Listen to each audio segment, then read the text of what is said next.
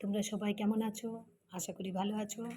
আজকে আমি চলে এসেছি আবার একটা রেসিপি নিয়ে। এটা আমার মেয়ে বিস্কুট খাচ্ছে। হাই করে দাও মাম্মা।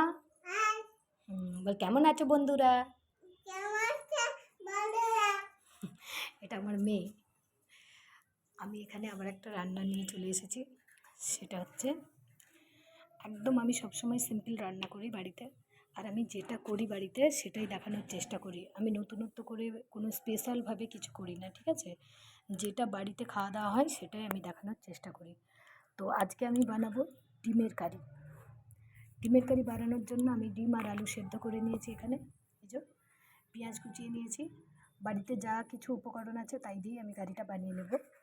এখানে আমি আদা, রসুন, জিরা আর গোটা গরম মশলা, কাঁচা লঙ্কা একটা পেস্ট বানিয়ে নিয়েছি, ঠিক আছে? তো আমি কড়াইতে ফার্স্টে কড়াইটা গরম হয়ে গেছে, তেল দিয়ে দিচ্ছি।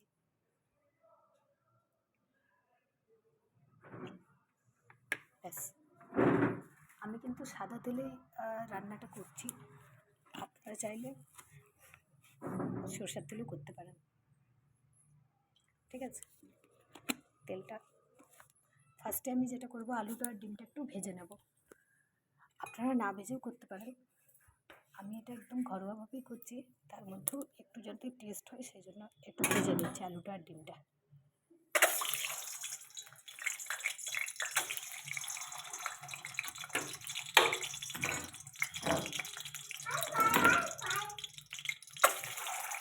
আমার মেয়ে হাইফাই করছে। আমার মেয়ে ক্যামেরাটা যখনই অন করি, আমার মেয়ে মোটামুটি সামনে এসে প্রত্যেককে হাই হ্যালো করতেই থাকে। তো আমি এগুলোকে ভালো করে ভেজে নিচ্ছি লাল। তো আমার এগুলো আলু আর ডিমটা ভাজা হয়ে গেছে। এবার আমি এখানে কড়াইতে একটু চিনি দিয়ে দিচ্ছি। একটু চিনি দিয়ে দিলাম। তারপরে আমি এবারে পেঁয়াজগুলো দিয়ে দিচ্ছি। আলুগুলো আমার সেদ্ধ ছিল তো, তাই একটু ভাজতে গিয়ে আলুর ধারগুলো একটু উঠে যাচ্ছিলো আর কি, সেই জন্য কড়াইটা উঠে গেছে। আচ্ছা, আমি পেঁয়াজটা ভেজে নিচ্ছি।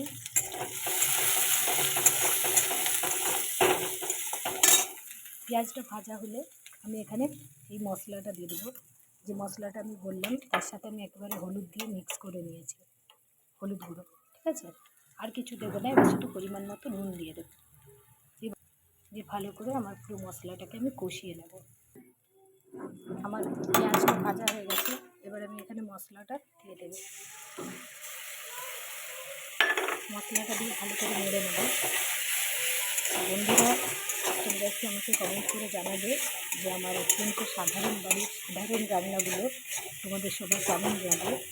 তোমরা যদি আমার চ্যানেলে নতুন হয়ে থাকো তাহলে আমাকে অবশ্যই সাবস্ক্রাইব করে দিও, আর আমাকে সবসময় সাপোর্ট করে তোমরা। আমার যদি রান্নাগুলো তোমাদের ভালো লেগে থাকে তাহলে অবশ্যই লাইক, কমেন্ট, শেয়ার করো, আর প্রচুর প্রচুর প্রচুর পরিমাণে আমাকে সাপোর্ট করো, আমাকে ভালোবাসা করো, ঠিক আছে? তো আমার মশলাটা আমি কষতে থাকবো যতক্ষণ না মশলাটা থেকে তেল বেরিয়ে যাচ্ছে, ঠিক আছে? তো মশলাটা আমার কষানো হয়ে গেছে।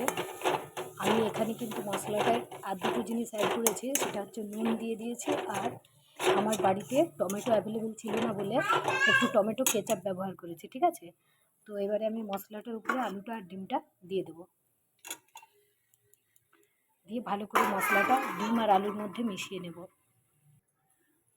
ভালো করে আমি মশলাটা মিক্স করে নিয়ে এবার জল দিয়ে দিয়েছি। আমি একটু গ্রেভি করবো, ঠিক আছে?